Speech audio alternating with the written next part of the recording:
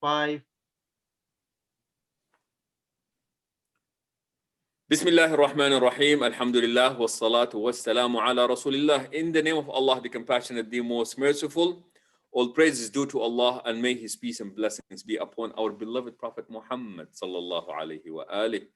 Wherever you are, whatever time it may be, we say Assalamu alaikum wa rahmatullahi wa barakatuhu. May the peace and the blessings of Allah be upon you, be upon us, and be upon our loved ones. And thank you again for joining us in our weekly program. Let us talk about it, where we like to say it like it is, and we are not afraid of talking about it. And just a quick reminder to our viewers, please feel free to ask your questions on the live chat on YouTube, and we will try to get to as many questions as we can. And as we always like to do, just reminding you of what it is that we plan to do in this program. We like to fight the stigma regarding mental health. We like to educate the public and the community about mental health related issues. We like to offer support to those who are going through mental health related issues and their loved ones. And finally, we like to promote activities and policies that would help those who are going through mental health related issues and their loved ones. And I think that tonight's topic is actually extremely relevant. And we hope to tackle the third objective of what you like to do, and that is supporting people who are going through difficult times. And the topic for tonight is when a loved one is hurting. I'm very sure that all of us have experienced that. Either we went through the pain or we saw somebody going through that pain. And joining me in addressing this topic tonight are my sisters, Emily and sister Suha. It's good to have both of you on again, and welcome. Thank you. Thank you. All right, so Emily, what are we talking about when we say that when a loved one is hurting? What are we referring to here? Yes. So we really want to focus on emotional pain tonight. And to begin, we wanted to kind of differentiate it from what other types of pain are. And there's multiple ways to experience pain. And I think as a society, when we first think of pain, we think of physical pain. So when you break your leg, or maybe you have a health condition that makes you sick, like you have a cold even. And other types of pain can be financial. Maybe that's causing distress tonight. And emotional pain is when you're experiencing discomfort that is based in a non-physical origin. So it's psychological pain that oftentimes comes out in the form of emotions. And emotions that... And you know, Emily, my guess is that sometimes the spiritual, the financial, and the physical pain can also lead to people experiencing emotional pain. And I think that I love the way that you laid them out. So we're not saying that you exclusively can be feeling one pain at a time. You can be feeling one, but it exhibits itself in all areas. And I think I think, like you said, the focus of tonight is going to be on emotional pain. And by no means we are trying to undermine the other forms of pain, be it the physical, the spiritual, or the financial. Yeah, absolutely. And there's something called the biopsychosocial model of a way of looking at a person. And that's looking at all aspects of life, because the mind-body connection is very real. And what we experience in our body, we also feel inside, and what we're thinking in our minds also impacts our bodies as well. And just like Sheikh Fazaga was saying, they kind of blend into one another or inform one another. Because, for example, if you're having physical pain, that might also lead to emotional pain. Maybe as a result of a health condition, you're unable to leave your house as much, and that leads to you feeling sad because you feel isolated. You're not able to do the things you used to do anymore. And so they're absolutely connected. And Suha, I'm wondering that happen often and that can impact emotional pain. Yeah, so there are different things that in our life that can kind of cause us to feel extra or more emotional pain. So it can be something such as bullying at school for younger kids, or like you and Sheikh Fazaga mentioned, like having a job loss or unemployment and kind of the stress that comes with that. Uh, Obviously, financial concerns, and just that uncertainty. And I think especially in this time that we're living in right now with COVID and a lot of things being kind of up in the air, I'm sure that's exasperated. Um, Relationship problems can be a huge source of emotional distress and emotional pain. And being in a relationship that's that's not doing well, that's unhealthy, can actually cause long-term stress, and that can be a really impact our life in a really negative way, and especially when it's something that's constant. And like you mentioned with health concerns, just having, even if it's a physical ailment, that still can reflect on our emotional psyche, our emotional well-being as well, because like you said, we're, mind, body, and soul is all connected, and each part affects the other. So yeah, those are definitely some of the, some of the life stressors or some of the issues in life that can come up that can cause us a lot of emotional pain. Yeah, and I think it's very normal to experience emotional pain based off different life experiences. And it's not necessarily a bad thing to experience emotional pain because it's normal.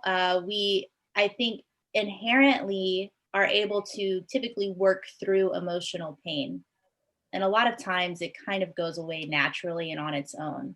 But sometimes we can get stuck when emotional pain might feel like too much, and sometimes we can get stuck in a place of really hurting a lot, and we can be there for a while, and that's when it might become a little bit more of an issue or something that's noticeable to yourself or to others. And I wanted to kind of differentiate between that because it's absolutely normal to feel sad uh, when normal life things happen. It would be kind of weird if you didn't feel sad sometimes about different things that are happening in your life, or if you didn't feel hurt, or if you didn't feel pain. But it's when we kind of stay there too long that it can become worrisome. And I think we wanted to talk about on the next slide different types of emotional pain based on where you are in your life and age, and if you're a man or woman. And Yeah, because I think, sorry to interrupt, but oh, go ahead. because definitely like emotional pain exhibits itself and it shows itself or manifests itself differently at different ages and different I guess parts of our life. So yeah, go ahead. Yeah. And something that Suha and I were talking about when we were putting this together was, because we're both women, we were like, well, what does emotional pain look like for women? Or what are stressors for women that might be different from others? And something that's interesting with emotional pain and how it shows itself with women is that it oftentimes takes the form of physical pain. So a lot of times, if you're feeling sad or upset or frustrated at something, it might come in the form of a headache or a migraine, or it might come in the form of a stomach ache or um, GI issues, or it might come in the form of low energy. And so that's kind of going back to that combination of physical and emotional relationship, the relationship between your emotional health and your physical health, especially for women. And I think that's normal for a lot of people, but it is more prevalent in women, and that's a difference between men and women and how emotional pain looks. And with men, um, men typically are socialized to not showcase emotions as much, and definitely not to showcase emotions that are perceived as negative. And to be sad or to not be on top of things, or to not be the head of the family that's surviving and doing the best job and taking care of the family in that way, it's seen as a weakness to say, I'm struggling right now, I'm not feeling great, maybe I'm not being the man that I'm supposed to be if I'm sad. That makes it to where I can't be the father or the husband or the head of the family or the household. Yeah. And sometimes it can be things that are a little bit more like physical. So it could be just changes in your sleep. Maybe you're sleeping too much or not sleeping enough, having trouble going to sleep. A lot of times too, it can kind of show up as changes in your appetite. So all of a sudden you're just not eating as much. You don't have the appetite to really eat the foods that you enjoy. Uh, I think especially for children, and Sheikh Fazaga, you can correct us if you know, but I feel like what you mentioned with the psychosomatic symptoms, like it showing up as a physical symptom, I think that's also really true for kids, where they might have more symptoms like a stomach ache versus saying, oh, listen, like I'm feeling this way, maybe because they're unable to put the words to it. They're not really, they don't have the vocabulary to kind of put that word to that emotion that they're feeling. So it could show up more as a physical symptom, specifically, like you mentioned, GI symptoms. Mm-hmm. Yeah, and that's actually very true. There was a study on how children reacted during the COVID 19 time, and what they found out is that a good number of kids, they actually got involved in what we refer to as a regression. And basically, what happens is that as we mature and as we advance in age, I mean, even for younger kids, as they're getting older, their abilities and their skills actually improve. But with these kids, because of all the anxiety that was felt around them during the COVID, they actually started regressing. And the most common form of regression was actually bedwetting. So what we're talking about here is a 10-year-old who's, way is done with, bedwetting. It's been a while. And then all of the sudden they would start doing something like this. And what we want to see is that we want to be attentive, that the way that people exhibit their emotional pain is not necessarily just by words. Mm-hmm. Many times it could be in what we call somatization, and that is where the physical pain or the emotional pain is exhibiting itself in a physical form, either by people talking about the physical form, because that is just much safer to talk about the physical form that you're going through, or like Suha said, the lack of vocabulary for younger children. I don't know how to say I am one, two, and three, or I'm feeling this way. So they would resort to talking about physical pain, since this is something that they can, people can easily get attention to. Yeah. Yeah, absolutely. And something that I think about when I think about men's emotional pain is that in terms of emotional vocabulary, or what's more accepted to express, is anger a lot of times in men. And so for a man to express emotions, it might look in the form of anger or even the words, I'm angry. And oftentimes, what is underneath anger is hurt or sadness. And and so I think that's always a sign to me. If someone says I'm angry, then I kind of want to ask a little bit further, well, what's underneath that anger? What's happened that has made you angry? Because more times than not, it's going to be a sense of maybe injustice towards that person, or frustration or sadness about something. Yeah. Just, I guess, to bring in a man's perspective here, Sure. I think it's also important that sometimes men actually are not very verbal about their emotional pain. We tend to internalize and deal with it on our own. And I think something that I'm not sure if we're going to cover this, but the whole thing of people suffering in silence, because that's something that we actually see a lot. And men tend to suffer in silence simply because, for whatever reason, but more times than none is that men tend to actually experience emotional pain very individually. They not, it does not necessarily become a collective issue. It's not necessarily a family problem. It's not necessarily, now remember, we may exhibit that but not necessarily verbalize it. And like I always tell our viewers, as we talk, remember, this is part of social science. Social science is based on observation, so there will always be exceptions to what we are saying. So when we use these terms, we are very cognizant of the fact that there are going to be a lot of exceptions to what is being shared here. And I think the other important thing also is to please, I know this is difficult, but I know we've said this several times now, is refrain from psychoanalyzing your family members and your friends on the basis of what you're hearing here right now. I know it's very tempting, and I know it's very easy to say, aha, I now know what is wrong with that person. But please, if you can help it, please refrain from psychoanalyzing those who are around you.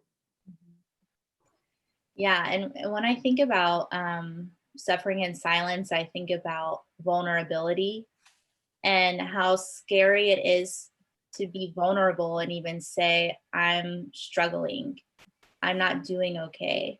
And so, on top of maybe not having the vocabulary to do it, it's also it can be a very scary thing to do and a very anxiety provoking thing to do.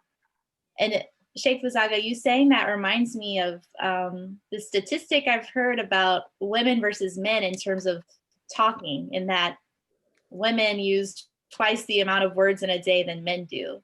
And so I think that's an important distinction as well, because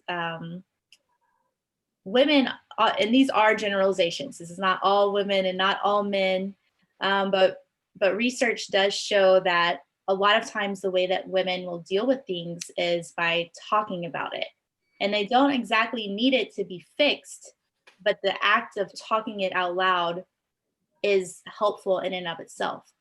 And men, it's a little bit more of a problem solving idea of, when I talk about something, then I want it to be fixed. Or if I'm hearing someone talk to me, then let me think about the solution.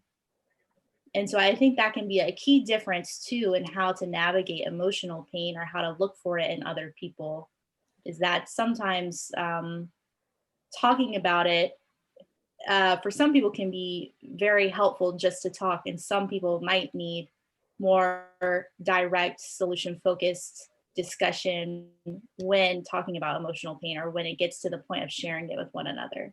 Yeah, and I think I did said differently. Sorry, so has said differently. I think the way that sometimes people express this idea is that women tend to verbalize the process. Whatever is going through their head, the tendency here is that you just verbalize it. Men tend to internalize the process and give you the final product.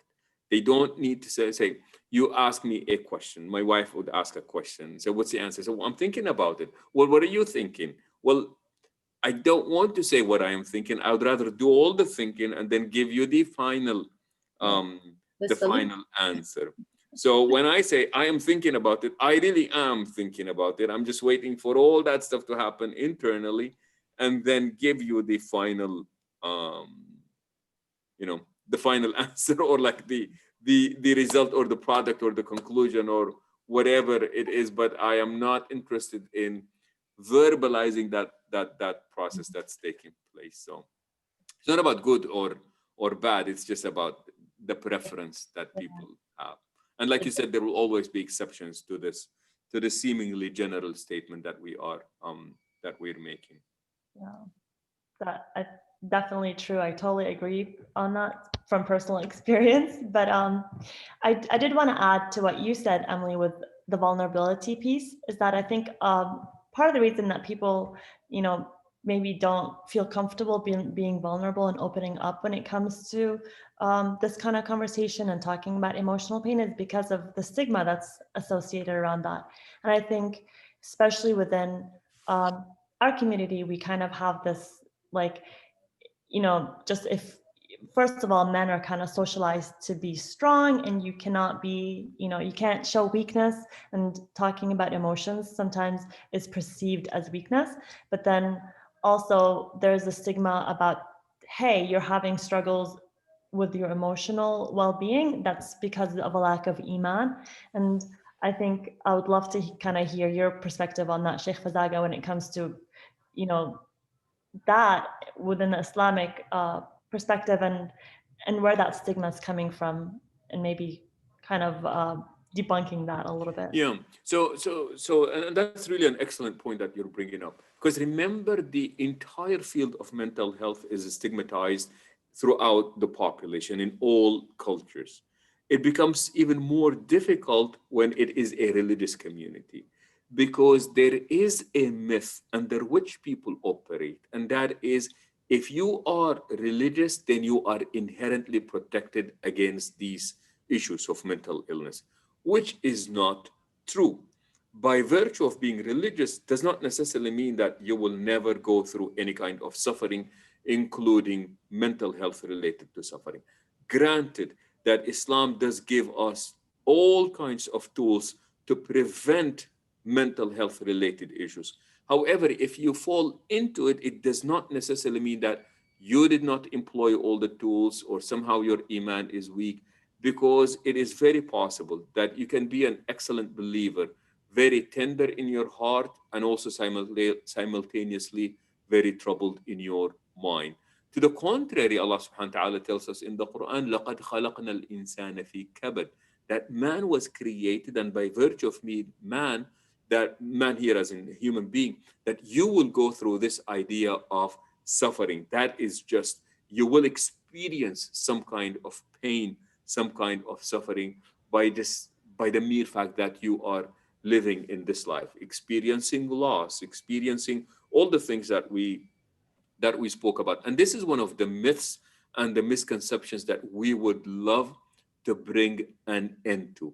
That mental health does not necessarily mean that it is due to lack of faith. Now, granted, Muslim psychologists would always speak about the psycho-spiritual equilibrium in granting us better mental health.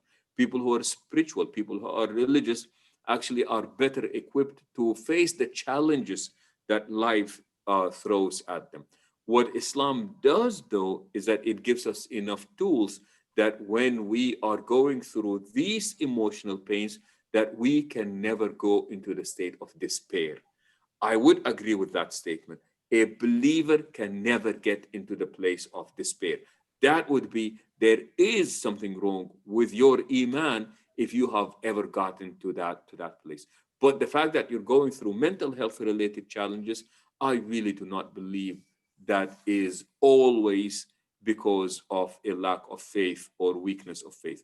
And the problem with a statement like this is you truly are at that point promoting, encouraging people to suffer in silence. This is a marvelous case of blame the victim theology. If you are depressed, it must be your fault. If you're anxious, it must be your fault. If you're feeling down, it must be your fault. So blame the victim theology is actually not something that we ascribe to. I wanted to add something too, in the vein of vulnerability and thinking of the communities that we're coming from and being experiencing marginalization kind of generally. And something Suha and I were talking about too before, like when we met before tonight, was how the two of us oftentimes are the only people like us in spaces that we exist in. And I think outside of our community, when we go into other spaces, we might be the only Middle Eastern person, we might be the only Muslim person, we might be the only South Asian or immigrant or whatever it may be in certain other spaces that we go to, whether it's work or school. And that adds some extra pressure because there can be an idea that I have to be perfect, or I have to be on top of my game. I have to represent people like me so well. And if I were to say I'm struggling or I'm not doing okay, then there's not as much room to be able to say something like that. And I think too, coming from our communities, there can be an expectation to maybe be right all the time, or be good all the time, or to be doing the best job all the time. And that's a whole other conversation about how Yep. how we have that expectation sometimes in our families. But I do think that that can play into the suffer in silence idea, because it's you may not have the permission that you feel to even say I'm struggling right now. Yep. Yeah, I love that you say that, because a lot of times I do feel like, yes, I'm representing almost like my whole religion or my culture or whatever it is, depending on the situation, and that I'm working against just kind of like, as soon as I walk in, I already have these stereotypes that people have kind of assumed just based on my appearance, and I'm working to kind of deem like remove that stereotypes. And like you said, that really does remove any room for vulnerability, or for showing, you know, that sometimes things aren't 100% right. So I feel that extra pressure to always be perfect. And I know that that's definitely something that a lot of people from our community probably deal with as well on a daily basis, just living here as immigrants. So I'm really glad that you brought that point up. I do want to flip it over though, and I want to ask you, because a lot of times, yes, we kind of mentioned some of the signs that we can see to notice when people are kind of suffering in silence. But one category that doesn't always get mentioned as much, maybe because they don't exhibit those signs as readily, are high functioning people that kind of are dealing with it, but they're more high functioning. So I'd love to kind of hear more about that, because I know we talked a little bit about it earlier. So, Emily. Yeah, I think that plays into suffering in silence so well, because sometimes when we think about people who are struggling, we might have an image in our head of someone who is like really has it bad, really, can't make it out of bed, or maybe they're disheveled in the way they look. But on the other end of the spectrum are people who are considered high functioning. So these are people that are professionals, have jobs, or maybe even if they don't have jobs, maybe they're a stay-at-home mom and that's the job, and you have to be on all the time. And it's this idea that you have all these responsibilities, and maybe from the outside looking in, you're on top of it, and you're doing everything right, and you're doing everything great, and you're organized, and you're in control. But internally, you might have a lot of stress and anxiety or depression. And if you were to slow down for a second, or let go of some of that organization or control, what would happen? Would it turn into a meltdown, or would you get to a point of, if you aren't always feeling like you're on top of things, would that lead to a point where maybe you have to stay in bed and can't get out, or you don't eat, or you eat too much, and kind of see some of those more traditional signs of what anxiety might look like? And not to take away from what's being shared. And I know that one day we will be talking about emotional intelligence. And I think that some people really do have the ability of they may be going through a lot, but especially depending on the culture that the person grew up in, sometimes you are invited to go through your own struggle on your own. But that image that you show is always of somebody who is positive, of somebody who is strong. It does not mean that you are problem free, but that's just part of that positivity. And remember, we're not saying that everybody who is going through something, they must share it with the rest of the world. What we're saying is that if you happen to be going through something and that actually became visible to those who are around you, these are the people that we are talking to. But if somebody is going through their own struggle and they're able to handle it on their own, and they're able to exhibit that image about themselves, and it's not a burden on them, And then that's beautiful. And in fact, that is actually very prophetic. In the hadith, it said that أكثر الناس همًا وكان أكثر الناس تبسما. He said that the Prophet, peace be upon him, was the person that had the most burden on him. And he was the person that was most concerned about people, yet it was the person that smiled the most. He was the person that smiled the most. So we're talking about real strength here. We're not talking about something that is, it's not a bring in that component of emotional intelligence, which I know we will be addressing at some point in this um, in this program. And I know that time is getting really there. So I just wanted to see, it's like, so what ideas do we have, for if a loved one is hurting around us, what are we to do? Because I know that in Islam, the idea of helping people, subhanallah, and just being there for people is such a big, huge deal. And some people refer to this as the concept of ihsan in Islamic theology. The idea of where Allah subhanahu wa ta'ala says, وَأَحْسِنُوا إِنَّ اللَّهَ يُحِبُّ الْمُحْسِنِينَ, and be doers of good, for indeed Allah loves those who do good. Or the fact that Allah subhanahu wa ta'ala would speak about inna rahmatullahi qareebun min al-muhsinin, that indeed the mercy of Allah subhanahu wa ta'ala is closest to the doers of good. So the idea of doing good, especially good that extends beyond us, good that has societal impact, is the most beautiful types of good. And in the hadith, the idea of just being there for people, and as just the virtues of being there for people, before we speak as to how do you be there for people. The Prophet, peace be upon him, would be asked who are the best kind of people. And the Prophet sallallahu alaihi wasallam would speak as to the best kind of people are those who bring about the most benefit to those who are around them. My favorite prophetic statement is where the Prophet ﷺ speaks about alleviating stress from a believer, or helping a believer, like literally just getting a breather. And the Prophet ﷺ said that whosoever alleviates any of the pain of a believer in this life, Allah will alleviate his pain in the hereafter. If you give a person enough health just to give them a room to breathe, Allah subhanahu wa ta'ala will do the same to you.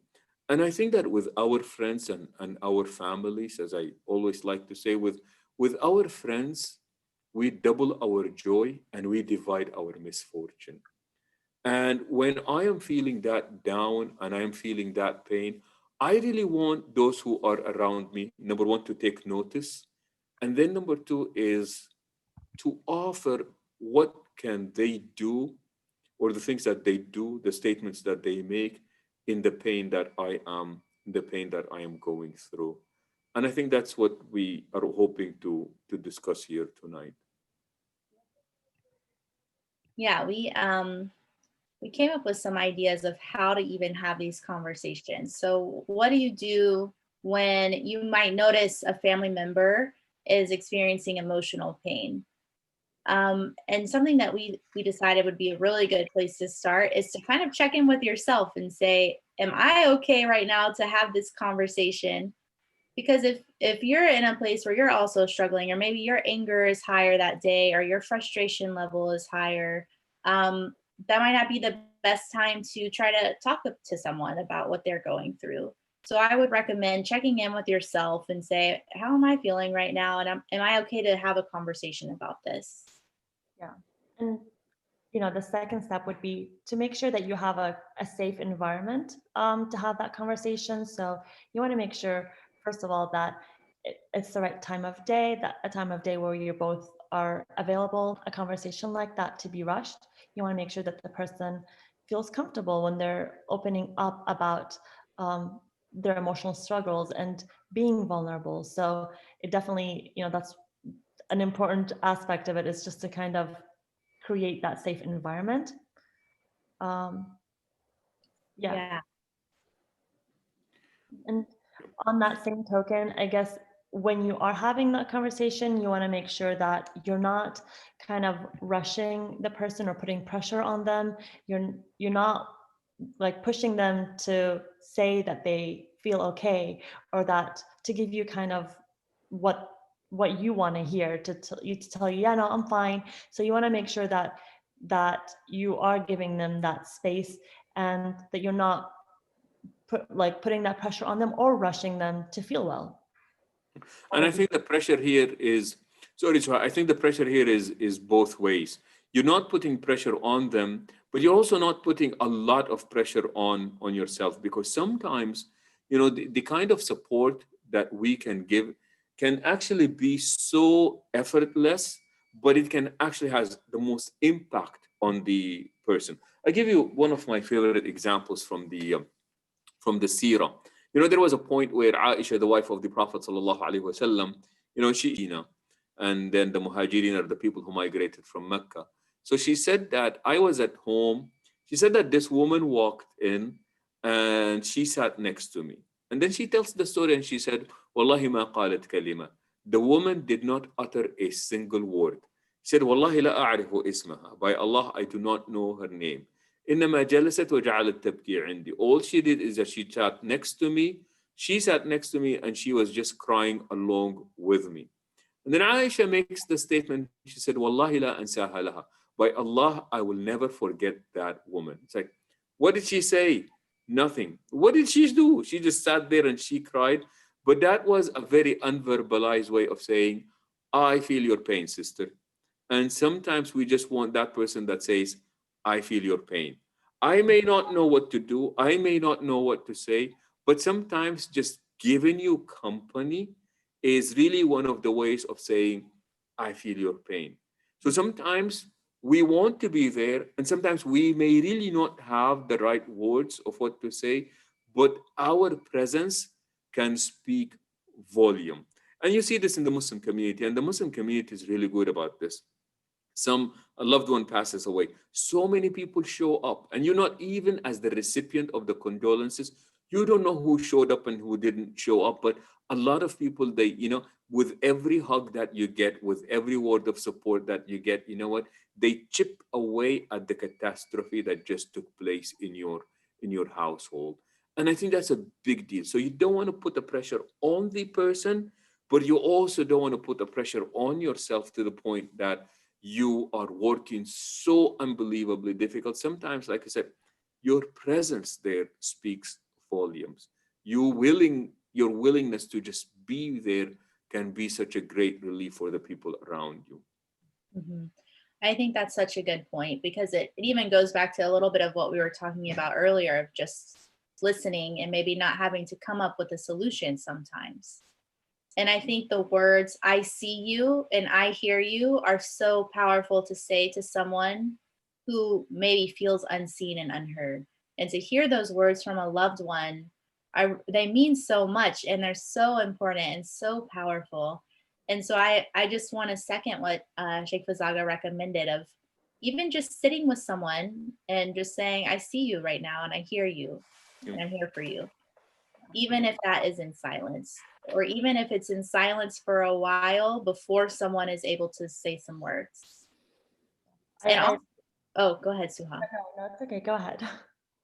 I was just going to bring it into the next point of avoiding blaming the person by saying it's their fault.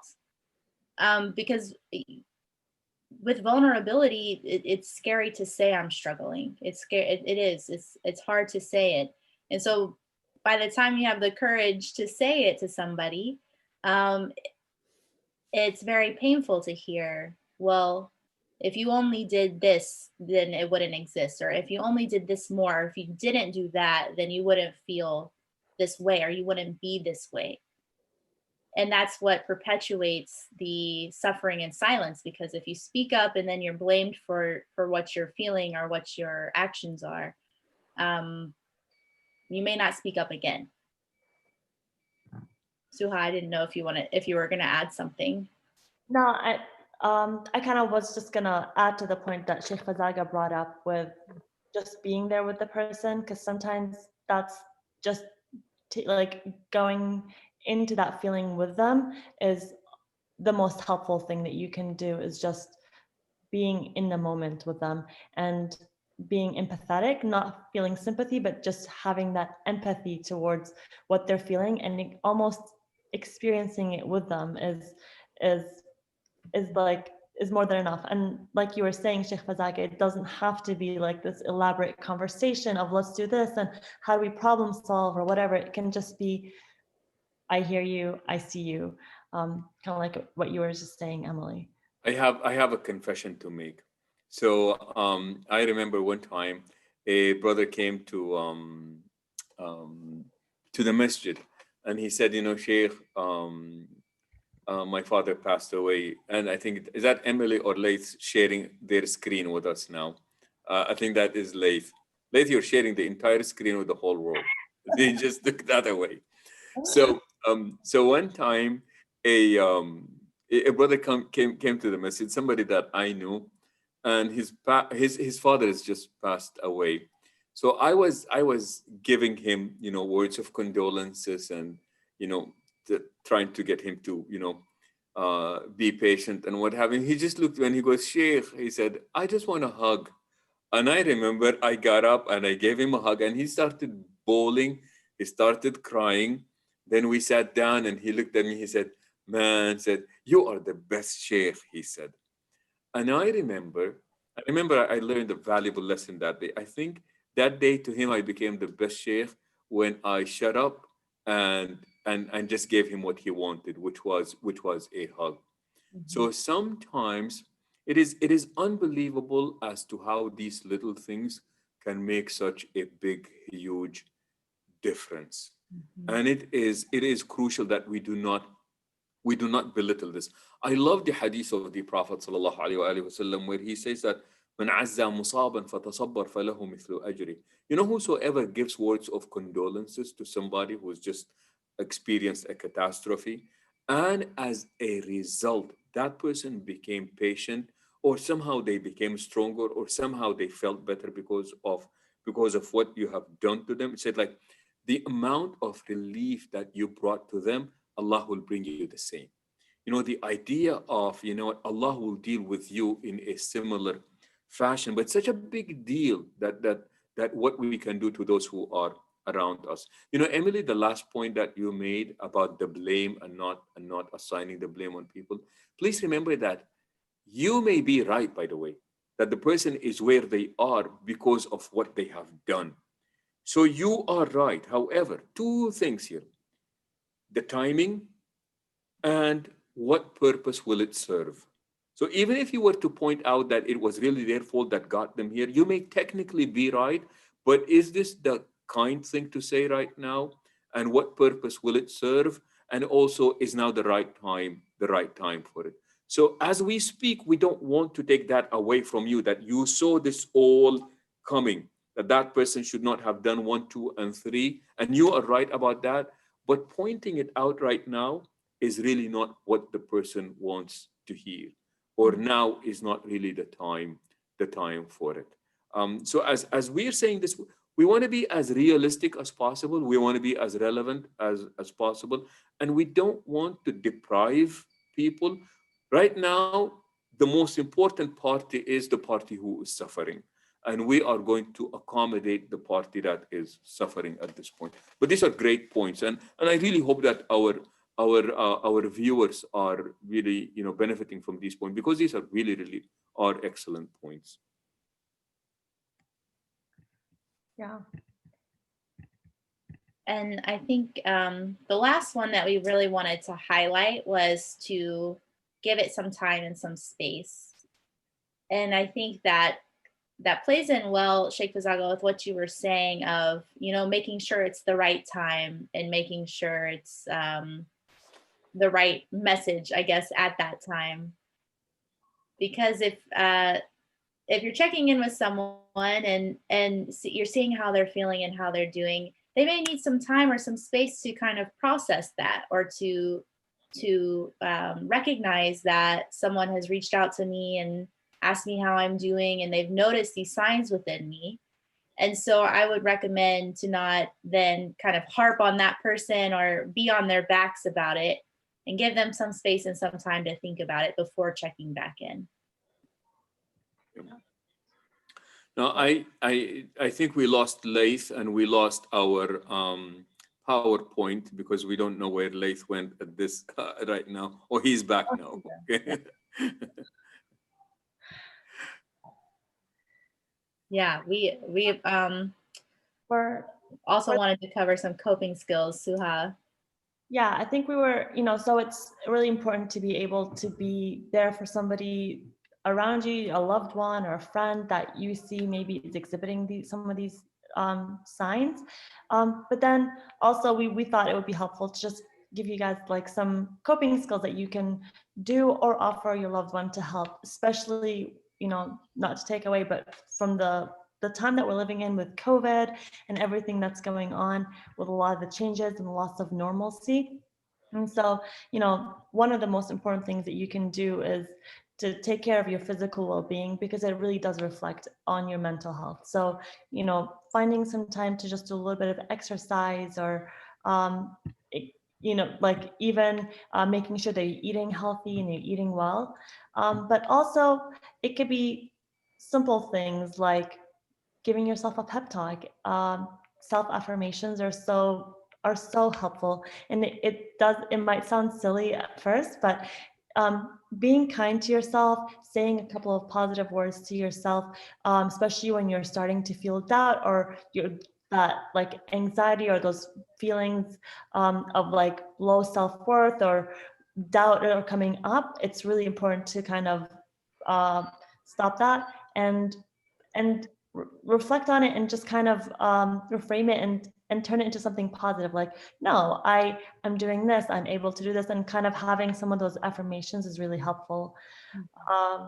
And also sometimes it can be super simple things, like just looking for really, like finding joy in really simple places. And things like going out in nature for a walk. Sometimes that can really make a huge difference and just help calm us down. It can be spending time with your kids or your pet or a loved one, or just time to yourself. So simple things, I think, goes back to a little bit of what we had mentioned a couple of weeks ago with self-care. I think, Suha, going off of that, if you're someone who is wanting to have a conversation with someone about how they're doing, if you see that someone and a loved one is struggling, this could be a really great question to ask them. As what are things that you like to do? What are things that you do that bring you happiness or bring you joy? And if it's an activity, maybe say going for a walk, then you can help encourage that. And maybe you could say, well, let's go on a walk together. I'll go on a walk with you this week. We can go on a walk tomorrow. Or that could even be part of the check-in is, hey, did you go on a walk this week? And something that I think about for myself is I have to pause and wonder, what are things that bring me happiness and how often am I doing them? If I know that baking cookies is one of my favorite things to do in the world and always makes me happy, and I bake cookies once every 3 months, well, maybe that's a sign I should bump it up some more, so I can figure out my own coping skills and make sure that they are implemented in my life. And I love to ask that question of other people, because when you're in relationship with other people, and you can try to maybe join them in some of their coping skills. Yeah. And sorry, Suham, just to make this as I think that there is I don't want to say an elephant in the room, but I know that as clinicians we always get asked a question where we do have a loved one who's going through some mental health related issues, and they ask, what can we do if that person refuses to go to the doctor, or they refuse to see a psychiatrist, or they refuse to see a therapist, and they are at a loss? That person could be hallucinating, they could be, their perception of reality is really, really disturbed. They're going through some episode, they're very depressed, they're very panicky, they've got like a really severe case of OCD, but they are refusing to get the help. And people usually just ask and they say, what can we do? Any advice to these people? And by the way, my phone here is just looking at the questions that we're getting on YouTube, so I'm not. Yeah. I think that's such a great question. And some recommendations I would give would be, one, maybe to say, I'll go with you. I'll go with you to the doctor. I'll drive you to the doctor. I'll go with you to your appointment. And I think having someone to help you go to these things is very helpful. And I think secondary is to to beat some of that stigma that might be there that's preventing someone from accessing these services.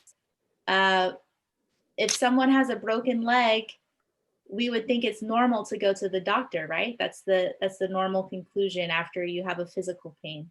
And so when you're having mental pain or emotional pain, a normal thing to do would be to go to a doctor for that. And that doctor might look like a psychiatrist or a psychologist or a therapist or a counselor. And so to even say it's okay to do this right now, it's okay to go seek help, can be so powerful, especially coming from a family member. Yeah. And just to add to that, sometimes people find it easier to start out in a group setting. So maybe they don't feel like it's as easy to go and see a clinician one-on-one.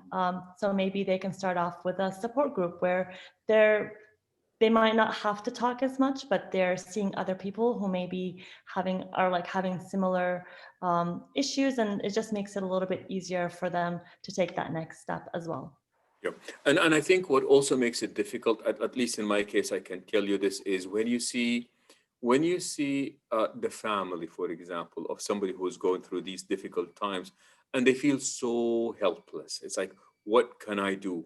Can I call the police? And I know people who have called the police before, and the police showed up. And unfortunately, the police is only interested in asking two questions. Is that person a danger to themselves? Are they a danger to others? And if the question is no, no, then the police really is left with no choice. But because autonomy is very important, we want people to choose to want to get the help, and they cannot be forced to get the help. In some cases, you know what? In some cases of negligence, self-negligence, the court may get involved. But unfortunately, unless that person, as long as they're not a danger to themselves or a danger to others, or they're not engaged in self-neglect, there is very little that we can do as clinicians, and legally and ethically, there is very little that can be done, unfortunately. So what we hope for is to employ all the tools that were just shared, and if we can just remind our viewers of them quickly. We said number one is to create a safe place and a safe environment for the people to be. Avoid the blaming, avoid avoid pressuring them, and avoid the idea of making it, sound like it is their fault. We want you to encourage them, and we want you to eventually be the liaison between them and the professionals. And I know, Suha, you were talking about and was you, Emily, about give time to check in and out. You don't want to be constantly nagging them, but we understand the frustration of family members. I really want my son, my child, to get better. I want my wife, my husband to get better. And I think that frustration comes from a good place, and that is, we want what is really best for them. But I think this is really, really a tough place for families to be at. And I'm not sure if either of you had an experience with that, where somebody does not want to be seen or get the help, and the family members was just really, really suffering because of that. Yes, absolutely. Especially when it is in relation to severe mental illness or maybe substance abuse. And I think a helpful way to think of those things, the more severe things, are it's thinking of it as a disease and as a lifetime struggle. And that can help increase your empathy and your patience, maybe, for those things. To imagine how hard it must be for someone to constantly be in this state of depending on substances in order to survive, or to be in a place where maybe they're having a psychotic episode or a psychotic break, and they're seeing things that aren't there or hearing things that aren't based in reality. that would be a very scary and hard place to be.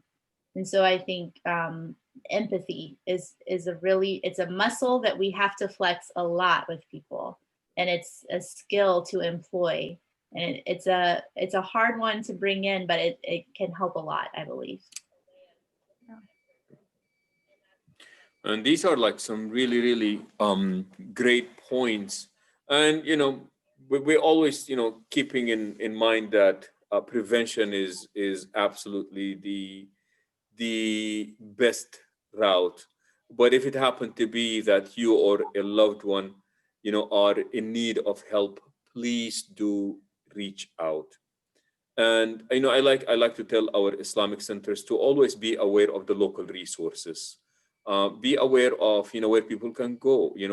Therapists and counselors and psychiatrists and doctors who speak the language, who are members of the community, who are culturally competent. They're able to understand. I think these are crucial members of our community, and we need to give them as much visibility as possible. And that's why I just absolutely love the idea that both of you are here on with us. Both Suha and Emily are both clinicians, soon to be inshallah Dr. Emily Al-Oqlah, and soon to be licensed clinician Suha Dweik, inshallah. So and we're really looking forward to that, because I think that the more people we have in the community of professionals, clinicians like yourselves, we can say these are the resources. There is a place where I can send you. We get phone calls from all over and say, no, we live in this part. I think there was a question, if you remember last time, somebody saying that their child has an eating disorder and they lived somewhere in some state. And honestly, I did not know anybody that I can refer them to that, in that state. But we really want people to be as aware as possible of their local resources. I do want to, And as we're getting, sorry to interrupt, but I do want to add, I think just us having this conversation definitely does help with encouraging people to seek out help. And I think one more point is that I know some people maybe have trouble going in person or even going to a group. So some of the resources that you can have access to is a text line where you can just text if you're feeling really upset, and that could be a way to diffuse a situation that could get really volatile. nice. Final thoughts, Emily? I think we've wrapped it up pretty well. Seeking help is okay, and it's a normal thing to do, and to look out for yourself and to look out for your loved ones from a place of love and patience. Nice. Well done and well said. And to both of you, thank you very much for joining us this week. And to our viewers, we absolutely enjoy our time with you. And thank you for inviting us to your homes. Thank you for allowing us to spend a part of your evening with you. And we always hope and pray that you found this program to be of benefit. We will see you here, inshallah, same time, same place. And I believe we have plenty of parking lots, inshallah. So we are never closed. And until then, inshallah, we say so long and assalamu alaikum wa rahmatullahi wa barakatuh. Alaikum assalam. There we go.